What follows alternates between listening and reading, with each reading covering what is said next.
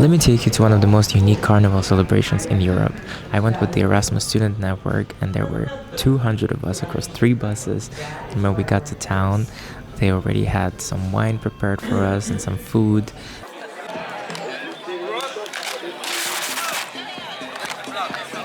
And the carnival itself was 1 hour away from Rome in a small town of pt.2, and the celebration is often referred to as Carnivale Liberato, and the liberation that they're celebrating is from the Papal States, meaning that the town was no longer governed by the Pope, and it was, I believe it was in 1861.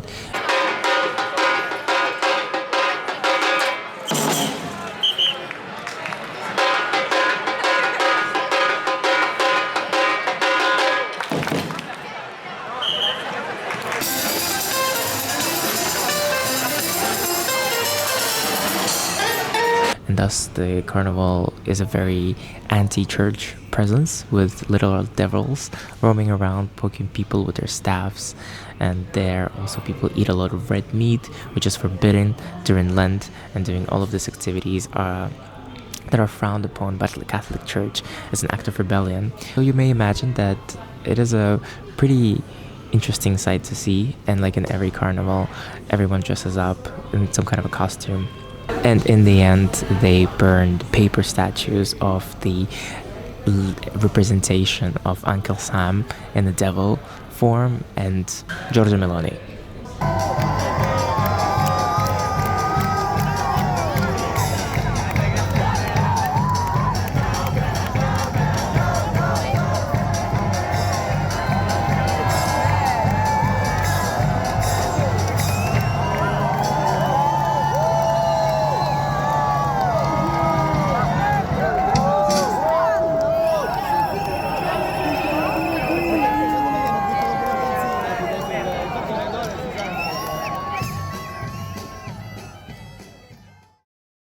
This was really fun, and let me take you over to the Roland from the past. This took us a whole day, which it shouldn't have, because we literally were hanging around a single piazza.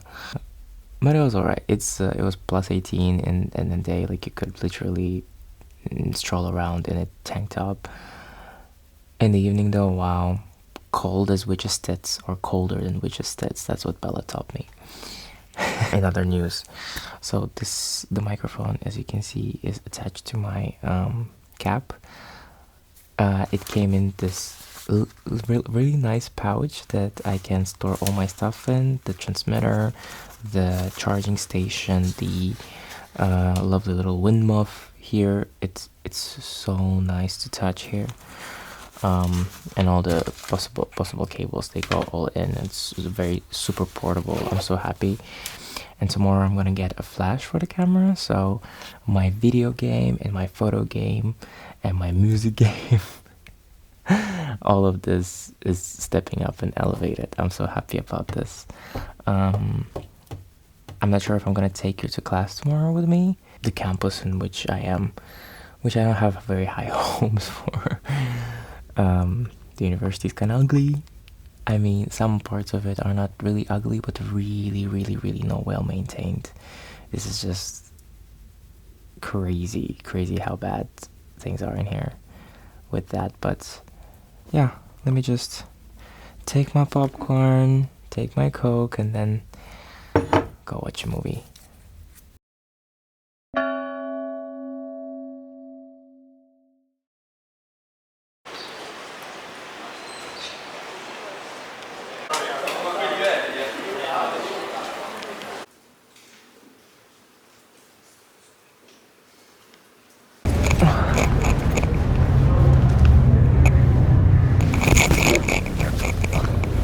Yeah, cool.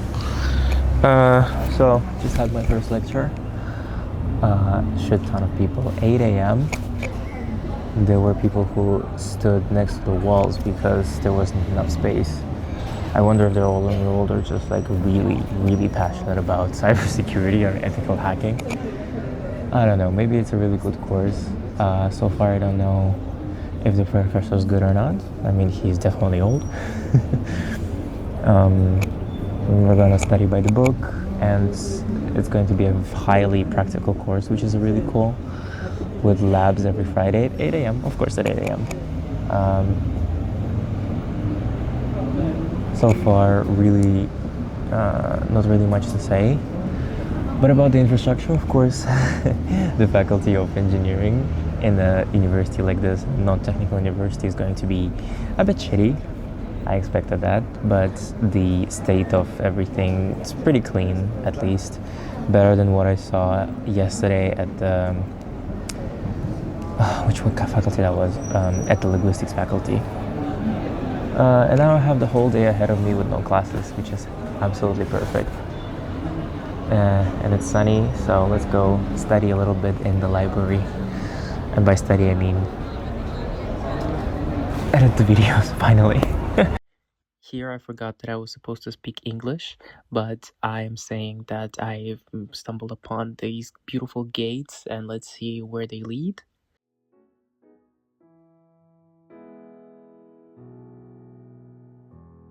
This cemetery is called the Monumental Cemetery of Verano, and it was founded in the beginning of 19th century during the rule of Napoleon.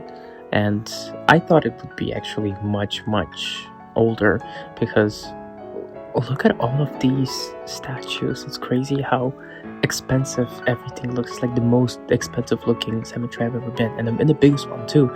It hosts so many people. In fact, every Christian was buried here free until 1980, where the cemetery reached its capacity. And before that, I guess it was considered the outside of Rome area, according to my research. But now it literally is outside of my university. But thanks for tagging along. It was so hot in there. Oh my god. Yeah, I think that's better. And this is even better. So it turns out having only 9 credits of active classes is not a lot. Basically, all my mornings, since I work from the morning till 1 p.m., I decided, okay, I'm gonna spend that time in university. I have classes from 8 to 10 almost every day anyway. And so having an afternoon and an evening off is a lot of time over the day. Actually, a lot of time. But that's great. I'm not complaining that I have a lot of time. So right now I am in one of the Rome's biggest parks, and it's in the center of the city, conveniently, Villa Borghese. So I'm here. I'm in the heart of the park. It's like a big ass stadium, but just for relaxing. So it's all with grass and people playing ball, all sorts of balls. And what I'm doing in particular, I'm just relaxing, enjoying the sun, because it is, I remind you, it's still February, but I can literally suntan. It's great. So I'm reading this book, A Marvelous Light by Freya Marska. I just started to enjoy it, getting into the plot at like page 50. It was a really hard start of this book, because it's just way too British for me, and I don't understand like 10% of the words, that kind of doesn't seem like a lot, but it is still annoying to not understand a lot of the books, even though all of the content I consume is English.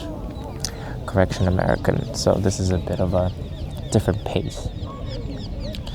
And so yeah, I just wrote a list of things that I'm gonna do in the next month, I think, sightseeing wise in Rome, since I'm again very new. It hasn't been even 2 weeks, and this was one of them. So there's also another part called Villa something else that I'm gonna see later, and I think I'm going to catch the sunset at some kind of a hill also nearby, with the people I met earlier. So that's gonna be fun. Regarding the class, I am really enjoying it, actually. Really enjoying it. I don't think I can really say what we're studying. It feels illegal too. But the professor is kind of cute. Not in like a Not in a way that I usually say people are cute, but cute in a way, adorable, not strict, even though I thought only strict people set 8 a.m. classes 3 times a week. That's quite alright actually. The biggest challenge right now is to find somebody to, be friends with, buddying somebody, because most of the people are taking the entire cybersecurity program, while I am just this course, right? So they're going off to other courses and all that, while I'm just, after that I'm going to the library, I'm going to the Mensa, which actually Mensa, the canteen.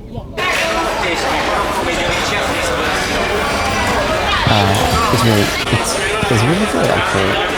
And what I find really interesting is that instead of the soup as a first dish, there is always some kind of pasta. Penne actually, the cheapest pasta. Oh, I'm saving my words. So, and another one is just a second dish. So, and it's only 3:30. 3:30 for a Mensa. I'm gonna go every day. I'm never gonna cook lunch again. Yeah, all that is good for now.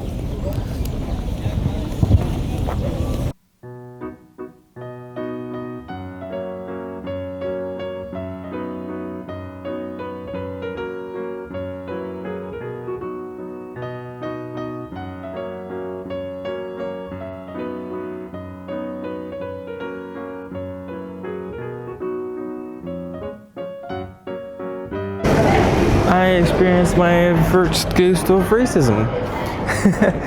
First case of racism, and it was by a 7-year-old boy who told me "konnichiwa." Crazy.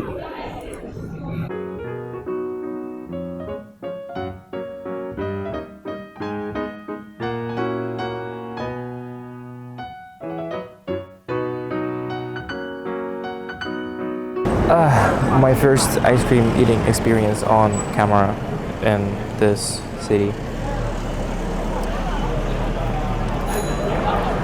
Oh god, that's a good fucking gelato.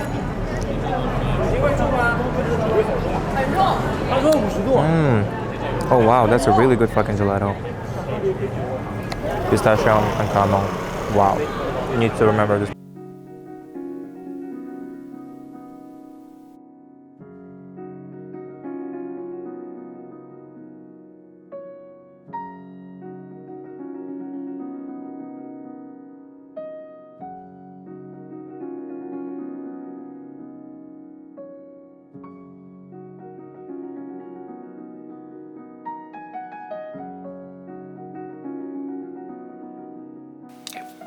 The following day, I was just walking around and I stumbled upon this cool little park with an obelisk. I sat down to eat, and then afterwards, I was so hungry. I was, I think, 40 minutes away from home, and I thought, okay, let me eat first because I don't have anything, prepared at home. So let's just eat some authentic Italian.